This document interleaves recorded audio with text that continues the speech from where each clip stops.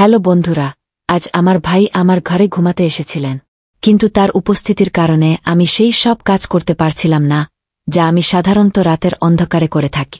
এসব কাজে আমি প্রচুর প্রশান্তি পাই, কিন্তু আমি কি জানতাম যে আজ রাতে এমন কিছু ঘটবে যার কারণে আমি ঘামে ভিজে যাব। তিনি মাত্র 2টি আঙুল দিয়ে আমাকে পাগল করে দিয়েছিলেন, আর এখন আমি সেই সব কথা আপনাদের বলতে যাচ্ছি। আমার নাম কবিতা, আমার বয়স 30 বছর এবং আমি এখনও অবিবাহিত। আমি এখনও বিয়ে করিনি এবং ভাবছিলাম যে হয়তো কখনোই বিয়ে করব না। একবার প্রেমে ধোঁকা খেয়েছিলাম এবং সেই দিনই আমি প্রেম করা ছেড়ে দিয়েছিলাম, কারণ আমি ঠিক করে নিয়েছিলাম যে আর কখনোই কোনো ছেলের ফাঁদে পড়ব না। এই কারণেই আমি বিয়ে করিনি। আমি একটি কলেজে অধ্যাপক, একজন ভারতীয় মেয়ে, সুন্দর, শিক্ষিত এবং স্মার্টও বটে।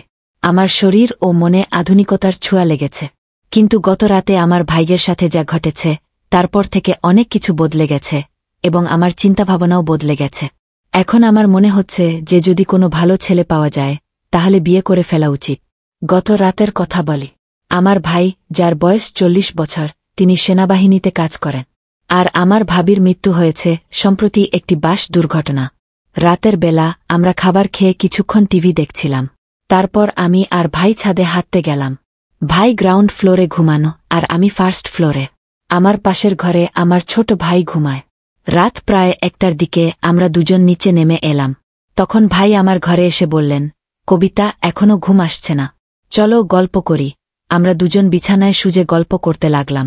মাঝে মাঝে ভাই তার মোবাইলে গেম খেলছিলেন, আর আমি আমার মোবাইলে লোকেদের স্ট্যাটাস দেখছিলাম। এমন সময় জোরে বৃষ্টি শুরু হয়ে গেল আর হালকা ঠান্ডা বাতাসও বিতে লাগল, যা আমরা দুজনই খুব পছন্দ করি। দেরাদুনের হাওয়া তো এমনিতেই খুব ভালো। কিছুক্ষণ পর ভাই ঘুমাতে শুরু করলেন। আমি বললাম, ভাই, আপনি আপনার ঘরে যান, আপনার ঘুম পাচ্ছে। ভাই নাখোশ হয়ে বললেন, কবিতা, আমাকে বিরক্ত করো না প্লিজ। এ কথা বলে তিনি চোখ বন্ধ করে 2 মিনিটের মধ্যে গভীর ঘুমে চলে গেলে। আমি উঠে বাথরুমে গিয়ে আমার জামাকাপড় বদলে নিলাম, কারণ আটসাট জামায় আমার ঘুম আসে না। তারপর আমি ফিরে এসে বিছানায় শুয়ে মোবাইলে গল্প পড়তে লাগলাম। এই দিনগুলোতে আমি অনেক ভালো গল্প পড়তে পাচ্ছি। আমার ভাই ঘুমিয়ে পড়েছিলেন, আর আমি সেই সব কাজ করতে পারছিলাম না যা আমি সাধারণত রাতের অন্ধকারে একা ঘুমানোর সময় করে থাকি। কিন্তু আজ ভাইয়ের কারণে আমি বেশি কিছু করতে পারছিলাম না, তাই মোবাইল রেখে ঘুমানোর চেষ্টা করলাম। কিন্তু গল্পের চিন্তা আমার মাথায় ঘুরপাক খাচ্ছিল, আর ঘুম আমার থেকে দূরে সরে যাচ্ছিল। রাত গভীর হতে লাগলে আর আমার মনে এক অদ্ভুত অস্থিরতা বাসা বাঁধতে লাগ। ঘুম তো ছিলই না, আর মাথায় সেই গল্পই চলছিল যা আমি ঘুমানোর আগে পড়েছিলাম। সেই গল্পটি আমার ভেতরে এক অদ্ভুত আলোড়ন তুলে দিয়েছিল, আর আমি নিজেকে শান্ত করতে পারছিলাম না। ভাই পাশেই ঘুমাচ্ছিলেন, আর তার নাক ডাকার শব্দ আমাকে আরও বেশি বিভ্রান্ত করে তুলছিল। যদি তিনি সেখানে না থাকতেন তাহলে হয়তো আমি নিজেকে সেই গল্পের অংশ বানিয়ে নিতাম, আর সেই সব কাজ করতাম যা আমাকে রাতের অন্ধকারে একা করতে ভালো লাগে। কিন্তু আজকের রাতটা ছিল একটু আলাদা। আমি আমার নিজের চিন্তায় ডুবে গিয়েছিলাম। এমন সময় হঠাৎ ভাই পাশ ফিরলেন আর সোজা হয়ে বসলেন। আমার চোখ অজান্তেই সেই দিকে চলে গেল, আর আমি যা দেখলাম তাতে আমার পা তলায় মাটি সরে গেল। ভাই খুব পাতলা ধুতি পরেছিলেন, আর তার কারণে এমন কিছু দেখা যাচ্ছিল যে দেখে আমার লজ্জা করে গেল। আমার অবস্থা আরও জটিল হয়ে গেল। লজ্জা তো দূরের কথা, আমি আমার চোখ তার দিক থেকে সরাতেই পারছিলাম না। মনে এক অদ্ভুত অস্থিরতা চলছিল। একদিকে আমি নিজেকে নিয়ন্ত্রণে রাখার চেষ্টা করছিলাম, আর অন্যদিকে আমার ভেতরের অস্থিরতা বেড়েই চলছিল। সত্যি বলতে কি, এখন আর আমি সহ্য করতে পারছিলাম না। প্রতি মুহূর্তে মনে হচ্ছিল যে যদি আমি নিজেকে নিয়ন্ত্রণে না রাখি তাহলে কিছুই হতে পারে, আর এই অবস্থা থেকে বেরিয়ে আসা আমার পক্ষে অসম্ভব হয়ে যাবে। আমার হৃদস্পন্দন বেড়ে গেল, আর মনে ভয় ঢুকে গেল যে যদি কিছু ভুল হয়ে যায় তাহলে ভাই আমার সম্পর্কে কি ভাববেন। ভাইদের চোখে আমি কেমন দেখাব, এই প্রশ্নগুলো আমাকে আরও বেশি অস্থির করে তুলছিল। কিন্তু অন্যদিকে আমার মনে এক গভীর ইচ্ছাও ছিল যা আমাকে বারবার সেই দিকে টানছিল, যেন আমি যা ভাবছি তা পূর্ণ করে ফেলি। আমার ভেতরের দ্বন্দ্ব এখন চরমে পৌঁছেছে। প্রতি মুহূর্তে আমি নিজের সাথে লড়াই করছিলাম, কিন্তু কোথাও যেন মনে সেই পুরনো গল্প আবার উকি দিচ্ছিল, আর তার কারণেই আমার ইচ্ছা আরও বেড়ে যাচ্ছিল। এখন প্রশ্ন ছিল, আমি কি ভাইকে এই ঝড় থেকে বাঁচাতে পারব, নাকি ভাই আমাকে তার কবজায় নিয়ে নেবেন। রাতের পরিবেশ আগে থেকেই অদ্ভুত ছিল, আর তার উপর ভাইয়ের ফোন বেজে উঠল। সম্ভবত কেউ তাকে মেসেজ করেছিল, আর ফোনটা আমার পাশেই রাখা ছিল, কারণ ভাই তাকে চার্জে লাগিয়ে রেখেছিলেন। ঘুমানোর আগে ভাই গভীর ঘুমে ছিলেন, কিন্তু ফোনে একের পর এক মেসেজ আসছিল, আর তার আওয়াজ আমার অস্থিরতা আরও বাড়িয়ে দিল। আমি ভাবলাম ফোনটা সাইলেন্ট করে দিই, যাতে আওয়াজ বন্ধ হয়।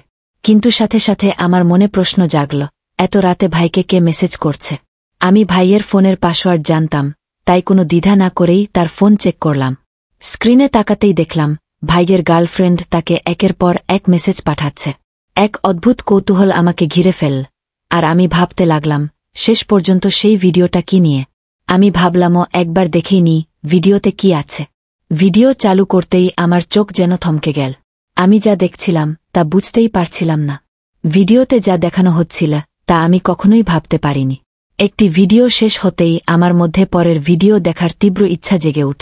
আমি পরের ভিডিওতে ক্লিক করলাম, আর মুহূর্তের মধ্যে সব ভিডিও দেখে ফেললাম। প্রতিটি ভিডিও আমার অবস্থাকে আরও খারাপ করে দিল। আমি বুঝতে পারছিলাম না আমি কেন এই সব দেখছি। এটা আমার এত ভালো লাগছে কেন? তবুও আমি থামতে পারছিলাম না। আমার হাত কাঁপছিল, কিন্তু চোখ স্ক্রিন থেকে সরাতে পারছিলাম না। সময় যত গড়াচ্ছিল আমার অস্থিরতা তত বাড়ছিল। আমি নিজের সাথে যুদ্ধ করছিলাম। আমি কি করছি এই প্রশ্ন বারবার আমার মাথায় ঘুরপাক খাচ্ছিল, কিন্তু আমি নিজেকে নিয়ন্ত্রণ করতে পারছিলাম না। সেই ভিডিওগুলো আমার ভেতরের ঝড়কে আরও বাড়িয়ে দিচ্ছিল।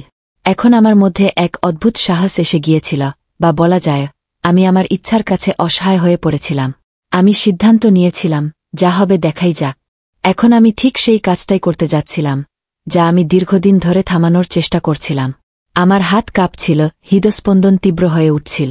আমি ধীরে ধীরে ভাইয়ের কাছে গেলাম আর তার পাশে শুয়ে পড়লাম। কিছু এমন হল যেন কিছুই হয়নি। মনে হুলস্থুল পড়ে গিয়েছিল, কিন্তু আমি নিজেকে সামলে রেখেছিলাম। কিছুক্ষণ আমি ঘুমের ভান করলাম, যাতে যদি হঠাৎ সে জেগে ওঠে তাহলে মনে করে আমি গভীর ঘুমে আছি। হৃদস্পন্দন তীব্র হচ্ছিল, কিন্তু আমার চেহারায় শান্তির ছাপ ছিল।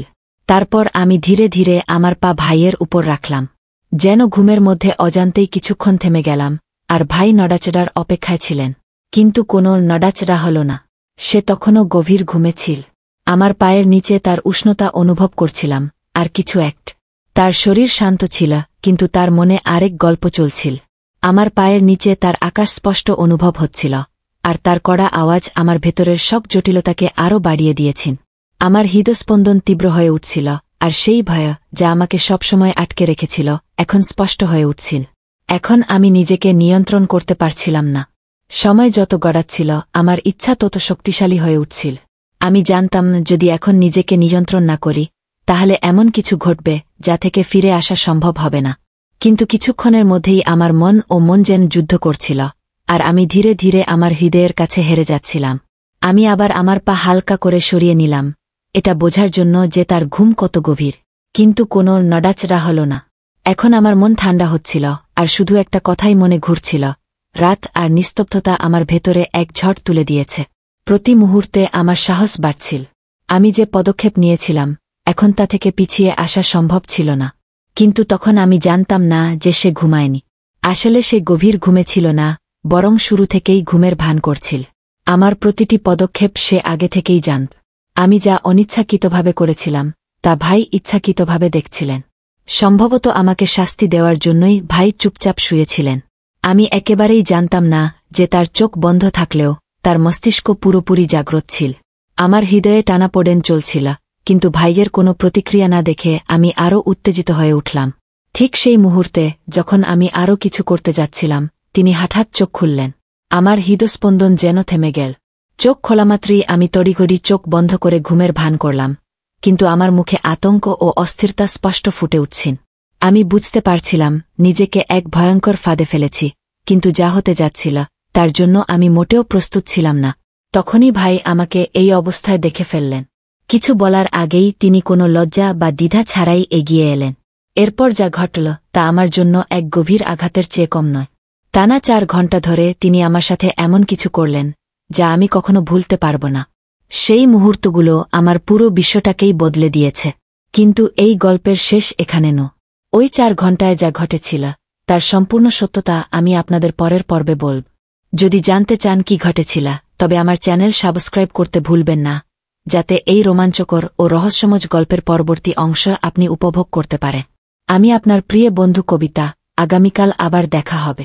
সে পর্যন্ত সবাইকে ধন্যবাদ।